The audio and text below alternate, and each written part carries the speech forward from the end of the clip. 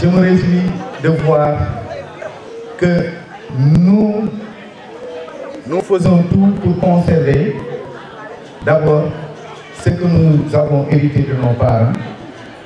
Aujourd'hui, nous sommes à Tandouk, précisément dans le quartier de Djirkitan, qui organise la première édition du festival de Djirkitan. Un festival qui met en valeur la culture, qui met en valeur les pratiques Diola. Et en mettant en valeur ces pratiques Diola, elle met en valeur justement ce qui fait du Diola le Diola, son identité. Et c'est pourquoi c'est extrêmement important.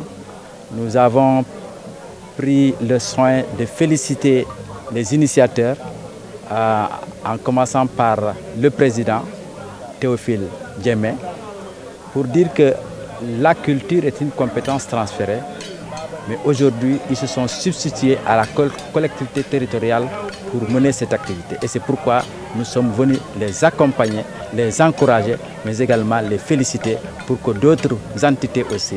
Ça va apporter premièrement une connaissance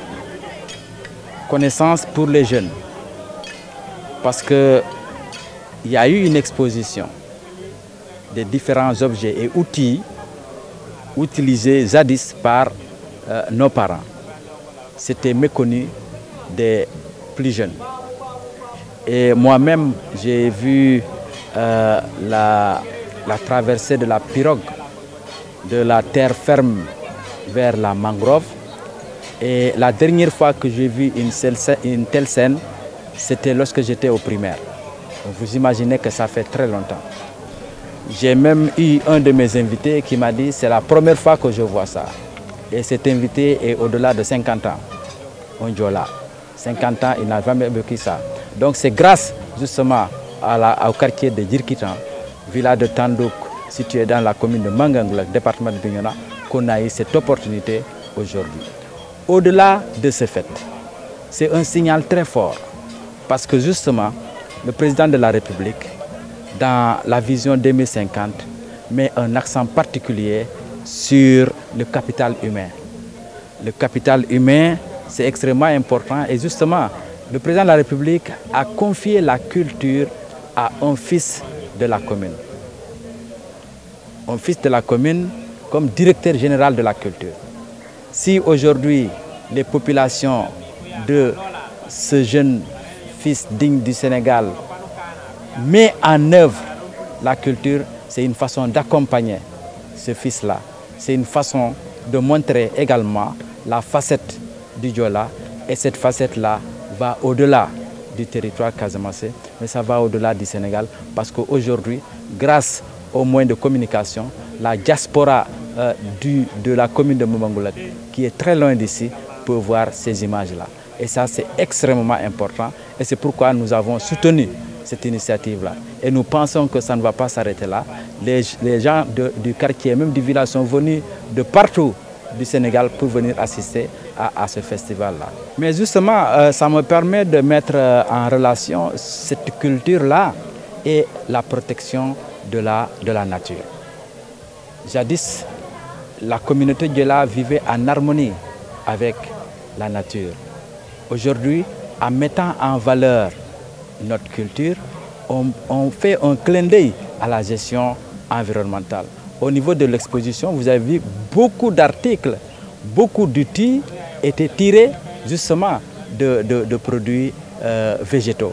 Aujourd'hui, si on veut pérenniser cette culture-là, il va falloir pérenniser la nature, c'est-à-dire prendre soin de la nature. Donc, ce n'est pas une simple fête, mais c'est une fête qui permet justement aux Diola, de façon générale, et aux populations de Tandouk en particulier, de prendre conscience de la nécessité de protéger la nature pour qu'on puisse continuer à tirer profit de... À l'endroit de la jeunesse, je pense que le président de Karam-Benor l'a dit, il faut que les jeunes s'impliquent davantage, mais il faut que nous, adultes également, accompagnons ces jeunes-là à mieux s'impliquer.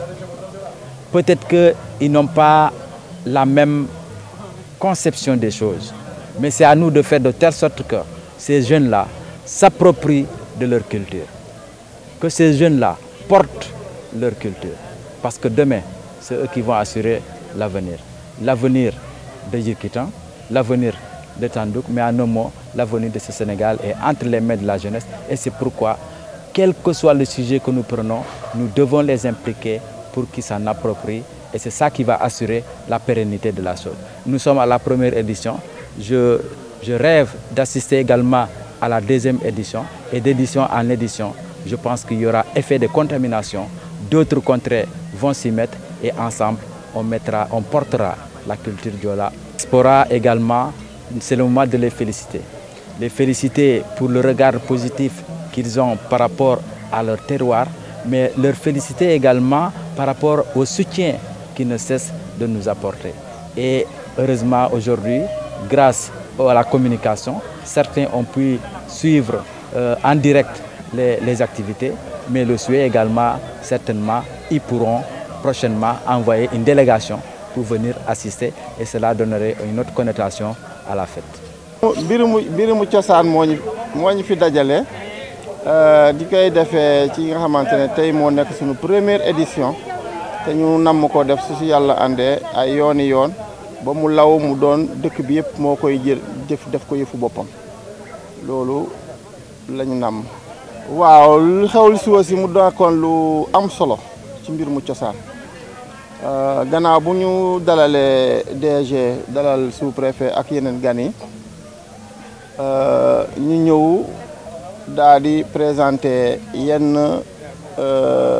nuñ koy tuddee ci olof yenn jumtukaay nga xamante ne ñii toggukaay lay doon ñii moom la ñuy doon béyee ñii lu doon loo xamante ne mooy lu pêche wala ak guerre tamit ci la bokk waaw ci yooyu lañu doon présenté jumtukaay bu nekk mu amoon solo ci wàllu Joola ci wàllu cosaan mais aussi mu doon loo xamante ne yemu ci rek ci jumtukaay mais dafa yer loo xamante ci yar waaw dafa bokk tamit jumtukaay boo gis rek daf la ci yar boobu nag moom la Joola cosaanam nag moom lay màggee ba nit ki doon góor wala doon jigéen. waaw gaal gi ni ko association bi tuddee association mu ngi tudd Karam-Benor te Karam-Benor ñu ngi koy ne entraide dafa am moment boo xamante ne foo nga soxla gaal nga nekk nappkat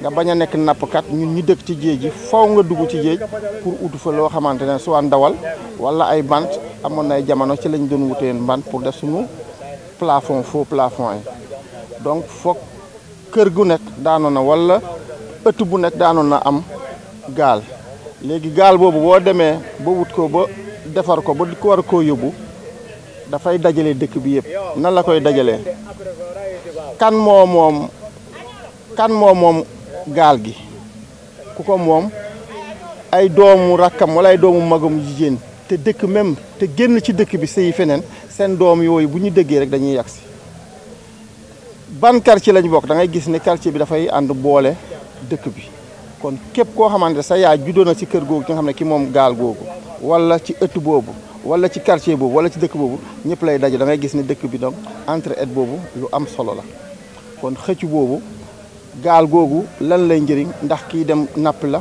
ndax kii dem uti ay jumtukaay.